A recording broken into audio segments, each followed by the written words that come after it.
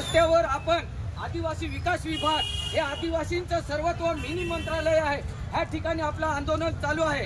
यासाठी आदरणीय पोलीस प्रशासनचे वरिष्ठ अधिकारी, त्या संबंधित सर्व अधिकारी हे आपल्याला सर्वप्रथम सहकार्य करीत आहेत। त्यांच्यासाठी एकदा जोरदार टाळ्यांचा आपण सन्मान करूया।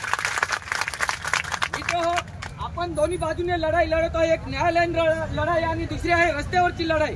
आपल्या मागण्या ही संविधानिक आहेत, आपण कुठे चुकीचं मागणी करत नाही किंवा एखाद कायदा बनवायला लावत नाही, जे आहे तेच मागत आहे। आपली मागणी ही संविधानिक। त्याच्यात सर्वप्रथम मागणी आहे की बाह्यस्रोत प्रक्रिया 1791 पदे हे तात्काळ रद्द करायला पाहिजे, बाह्यस्रोत खाजगीकरण रद्द झालं पाहिजे। दुसरी अत्यंत प्रामाणिक अशी मागणी आहे, जो 1 वर्षापासून पुढे 5 वर्षापासून जो कर्मचारी वर्ग 3 वर्ग 4चा जो प्रामाणिकरित्या आश्रमशाळेमध्ये काम करीत आहे त्याला रोजंदारीचा आदेश शैक्षणिक वर्ष 2025-2026 देण्यात यावा, ह्या आपल्या प्रमुख मागण्या आहेत। त्याचप्रमाणे आपल्याला सेवा संरक्षण मिळावं ही आपली मागणी आहे। यासाठी आपण आपल्याला वेळोवेळी प्रशासनाशी आपल्याला लढा द्यावा लागत आहे। मी पोलीस बांधवांना पण विनंती करीत आहोत, तुम्हाला म्हणजे त्या 4-5 दिवसापासून थोडा त्रास होतो, पण साहेब आम्ही लोकशाहीचे पालन करणारे आहोत, संविधानाच्या कायद्याच्या कचाट्यात राहून आमचे हे आंदोलन आहे। आम्ही कुठेही असं चुकीचं काम करणार नाही, हे आपल्याला सर्वांच्या वतीने गवाही देतो। आणि जोपर्यंत ही एकत्र इथून माघार घेतली तर तुम्ही संपल्यागत आहे, म्हणून जे कोणी घरी असतील त्यांना बोलवा, एकी वाढवा आणि आपला विजय आपल्या पत्रात, आपला हक्क न्याय आपल्या पत्रात पण, कारण आपण लांब लांबून आलेलो आहोत, पुन्हा इथं कोणी येणार नाही। आतापर्यंत 7/7/2025 पासून बेमुदत धरणे आंदोलन केलं होतं, परंतु मला हे आता माझ्या अंत यांनी पाहिलेला आहे। मी आता त्यांना पत्र व्यवहार केलेला आहे की आज ह्या क्षणापासून अन्न त्याग आंदोलन गलतलपीचा करीत आहे, हे तुम्हा सर्वांच्या आशीर्वादाने होणार आहे।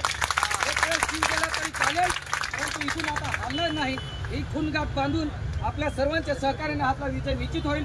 ही पॉझिटिव्ह रहा, कारण मंजिलें तो उन्हीं को मिलती है जिनके सपनों में जान होती है, मंजिलें उन्हीं को मिलती है जिनके सपनों में जान होती है, पंखों से कुछ नहीं होता यारो, हौसलों से उड़ान होती है।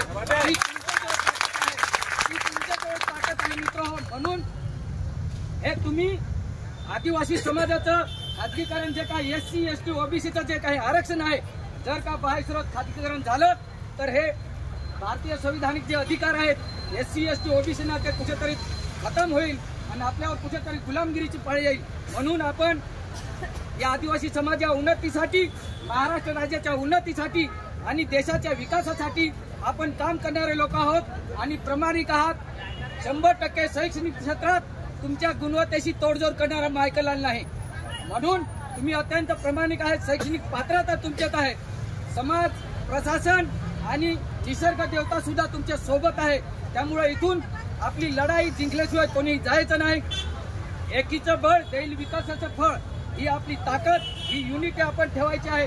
ते म्हणतो ना, if you service is loss everything is loss, म्हणून save the service, save the family. म्हणून आपली फॅमिली वाचवायची असेल, आपली नोकरी वाचवायची असेल, आपला आदिवासी समाज वाचवायचा असेल, संविधान वाचवायचे असेल, तर ही तुम्ही रस्त्यावरची लढाई लढता आहात। यासाठी तुम्हाला मानाचा जय भीम करतो, जय आदिवासी करतो आणि माझ्या निवेदनासाठी प्रतीक्षा करतो। भेटायला देतील नाहीतर मी